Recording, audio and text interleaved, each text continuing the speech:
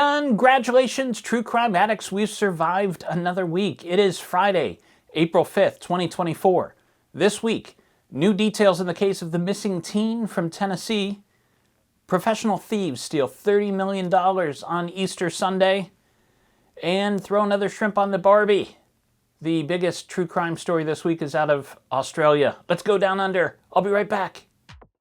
Yes, super excited. We are all pumped to have James Renner. James Renner on. That James Renner has zeroed in on. James Renner once again drops a bombshell.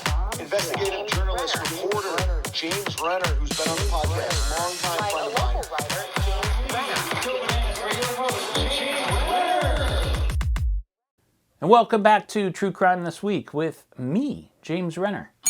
Thanks for tuning in. I am back in the studio after recovering from this stupid broken leg.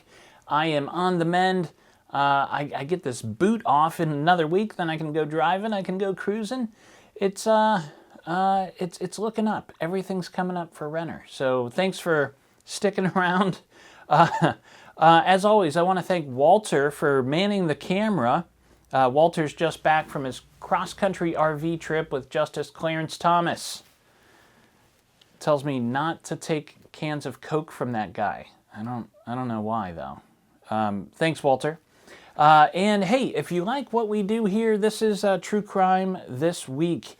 And every week we come to you with the top stories of true crime that you might have missed. It's a public service, really. So if you would be so kind as to leave a review or some stars for me, that would be great. Thank you very much.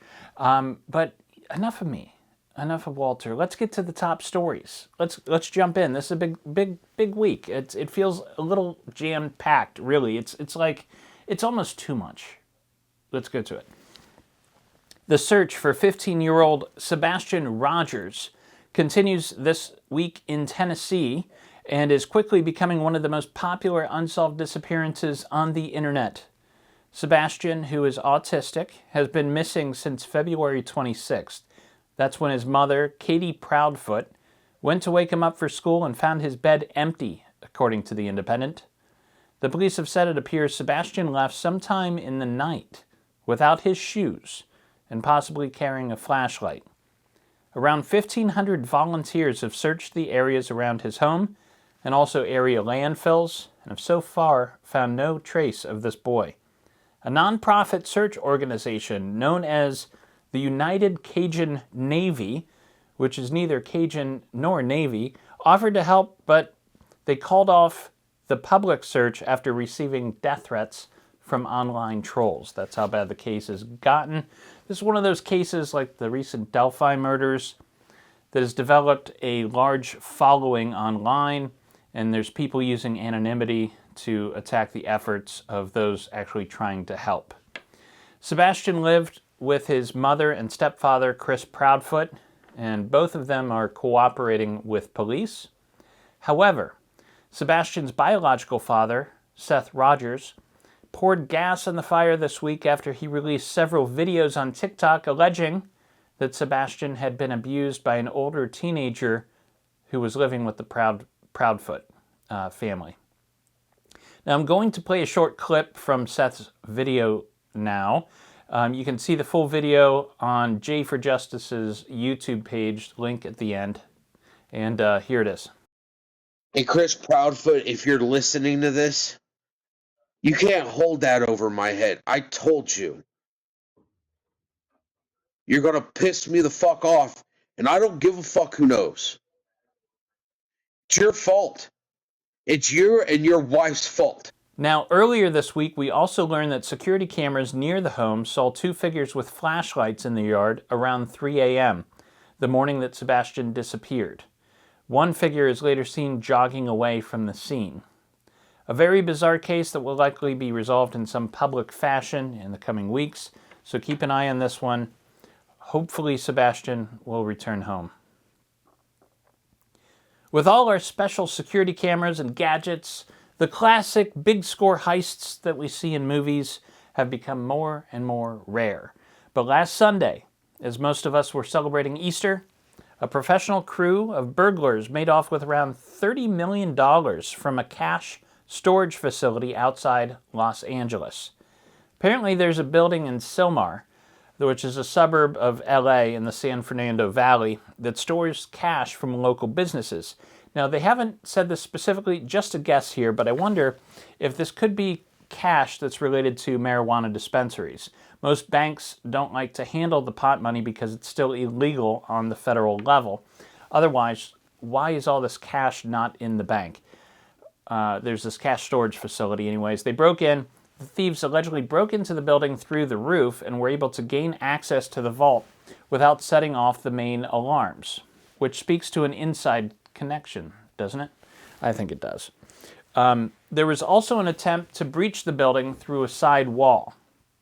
Authorities described the break-in as an elaborate job that needed an experienced crew.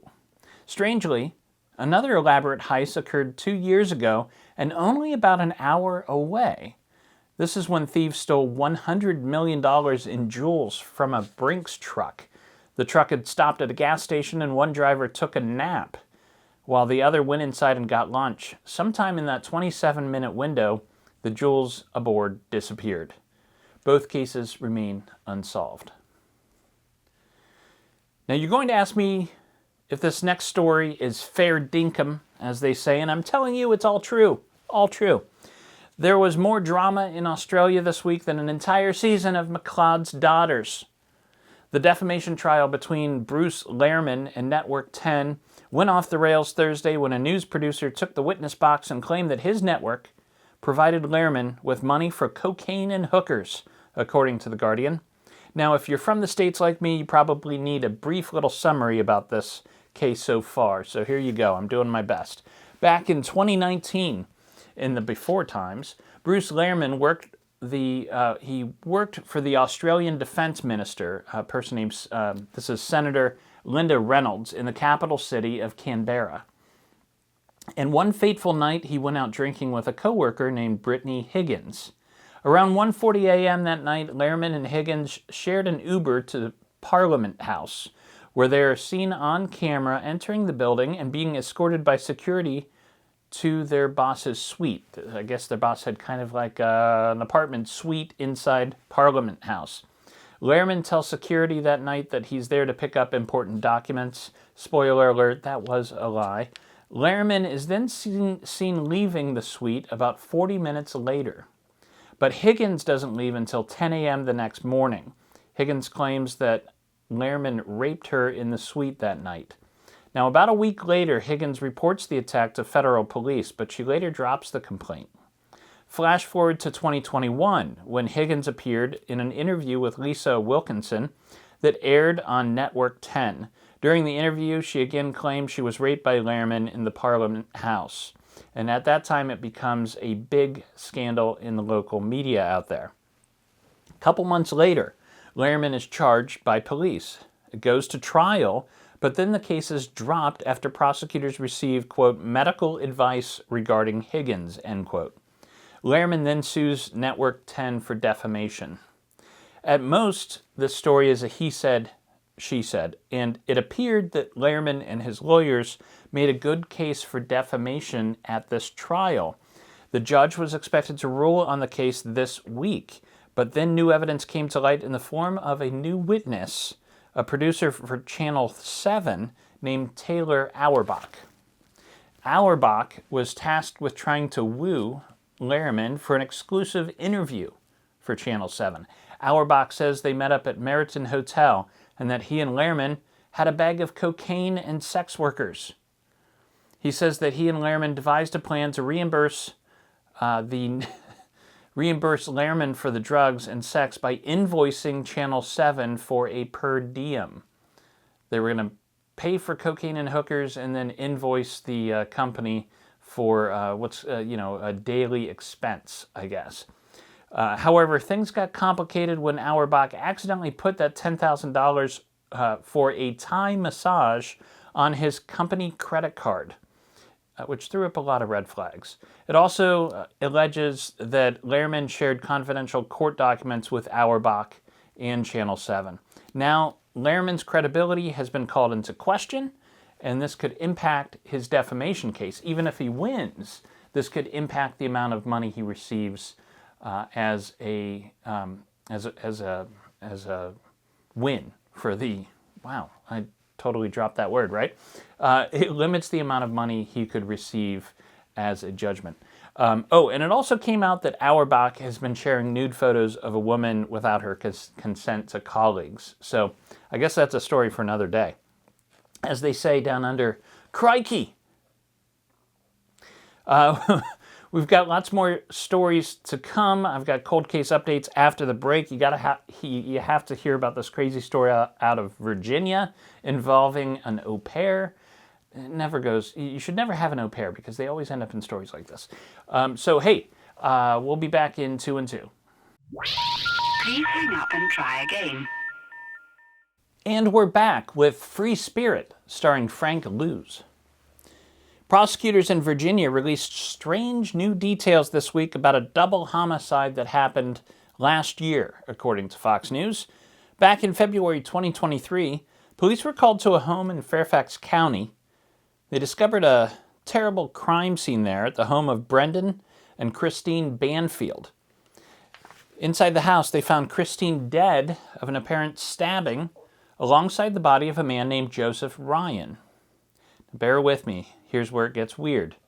Another woman was also in the house. Her name was Juliana Perez Magalhaes. Juliana was working as an au pair for the Banfields. On the night in question, Brendan Banfield, who works for the IRS, said that he discovered that a stranger had broken into their home and that he shot this man while the man was stabbing his wife.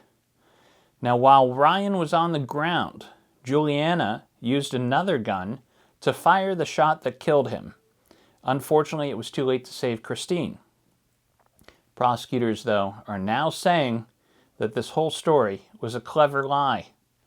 They now believe that someone in the home was posing as Christine on a bondage website and used that website to lure Ryan to the home. Once there, they believe that Juliana killed Ryan in an effort to stage an elaborate scene that appeared to be a home invasion. Juliana and Brendan were having an affair, and the prosecutor alleges at a probable cause hearing this week that they found photographs that prove the relationship. You can tell I was recuperating for the last couple weeks. I'll get this. I'm gonna, get my rhythm again here soon. They also discovered that Juliana and Brendan visited a shooting range a couple weeks before the murders. Now, I don't mean to yuck anyone's yum, but it seems like a divorce would be a whole lot simpler and less likely to lead to a lifetime in prison. I'm just, I guess people are weird. Okay, next story. Last October, 16-year-old Preston Lord attended a Halloween party in Queen Creek, Arizona, where up to 200 underage boys and girls were also present. It was a big house party, and things were getting wild. Sometime during the night, a fight broke out, and Preston was beaten to the ground by several teenage boys. Preston was taken to a hospital but died 2 days later of his injuries. Last week, police finally released their report of the incident, which is over 1,000 pages long, and the details reveal a shocking lack of remorse from his attackers and the attackers' families following his death. That night, 17-year-old Talon Renner, no relation, thank God, he is alleged to have sent a Snapchat message to his girlfriend saying, quote, "I got into a fight, a big group fight, and I accidentally killed a kid. I guess I'm just too strong," according to The Independent. After the attack, several boys were seen dancing on Preston's body. Renner also had videos of the attack on his phone, which he showed to a bunch of his friends. Renner's family is alleged to have sent the boy to a family cabin so he could hide out from police until his hands healed from the attack. Renner was a star football player at his high school and was allowed to play in games after Preston's death, even won an award for his actions in those games.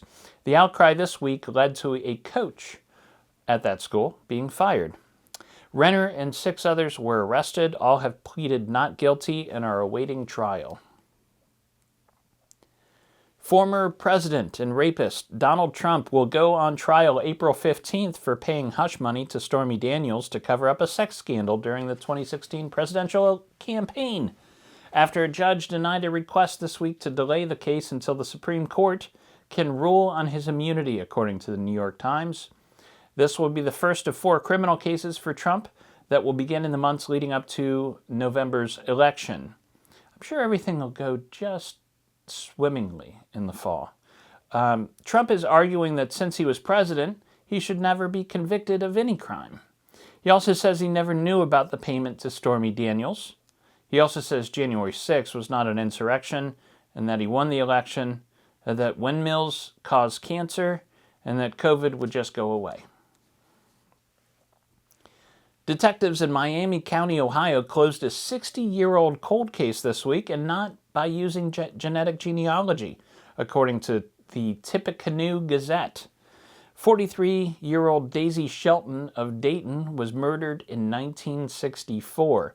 Parts of her body were found in a gravel pit near the Miami-Erie Canal back then. And the case went cold until 2017, when an old man made a startling confession to a nurse. Believing he was about to die, this old man told the nurse that he'd witnessed Daisy's murder. He said he was at a house and watched another man hit her on the head with a hammer and kill her. She was then dismembered and her body transported to the canal. But the old man didn't die. Uh-oh.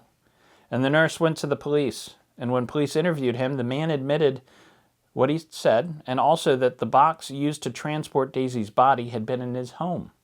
He also admitted he looked pretty guilty himself. However, this man died at the age of 92 in 2022.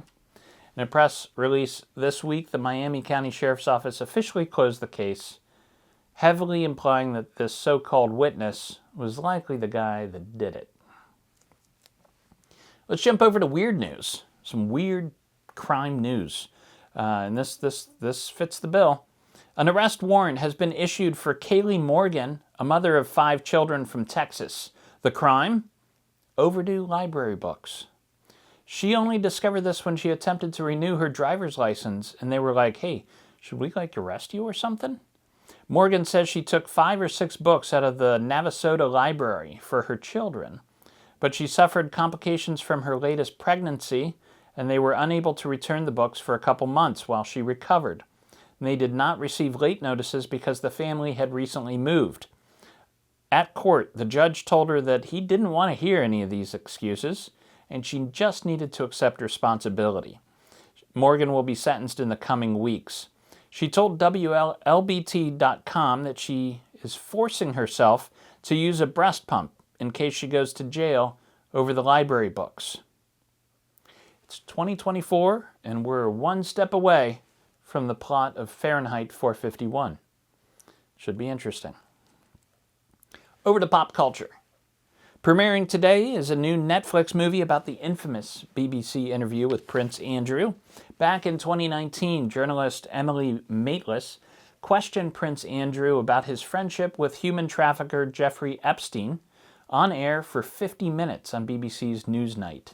This is kind of when the public support for the crown and all this kind of just went away overnight. At one point, Prince Andrew argued that he couldn't have attacked victim Virginia Giuffre because he'd been at a Pizza Express that night. Gillian Anderson plays the journalist. That's enough of a cause for me to give that a watch. Check it out. And the book that I'm recommending this week is not a nonfiction true crime book. It is a novel, a new novel by writer Amy Tintera that is about the world of true crime podcasting. So I think you're going to dig it. And it's gotten very popular very quickly. There's like 25,000 reviews on Goodreads. Everybody's reading this. I want you to hear about it and check it out. The book is called Listen for the Lie by author Amy Tintera. Here's the write-up. What if you thought you murdered your best friend? And if everybody else thought so too? And what if the truth doesn't matter? After Lucy is found wandering the streets covered in her best friend Savvy's blood, everybody thinks she's a murderer. Lucy and Savvy were the golden girls of their small Texas town, pretty smart and enviable. Lucy married a dream guy with a big ring and an even bigger new home. Savvy was the social butterfly, loved by all, and if you believe the rumors, especially popular with the men in town. It's been years since that horrible night, a night Lucy can't remember anything about, and she has since moved to LA and started a new life. But now, the phenomenally huge hit true crime podcast Listen for the Lie and its two good-looking hosts, Ben Owens, have decided to investigate Savvy's murder for the show's second season. Lucy's forced to return to the place she vowed never to set foot in again to solve her friend's murder, even if she's the one who did it. The truth is out there if we just listen. So, sounds awesome. I'll check it out. You check it out too. We'll talk about it. Shoot me a DM or something. Slide into my DMs, as they say. Don't do that. Please don't do that. And that's the show for this week. I'm happy to be back. Thanks for being here. And as always, in the words of the incomparable Murray Saul, it's the weekend, folks, and it's time. We gotta. I just realized my microphone's missing. My big, classy microphone. Anyways, get down. Damn it. True Crime This Week is a Fearful Symmetry production. Photo and artwork are licensed through Shutterstock. If you like the cut of my jib, I have another podcast you might enjoy called The Philosophy of Crime, in which I attempt to solve the big questions behind our true crime obsession by looking to philosophy for answers. Thank you for listening. I'll see you next week. Sit, Brownie, sit. Good dog.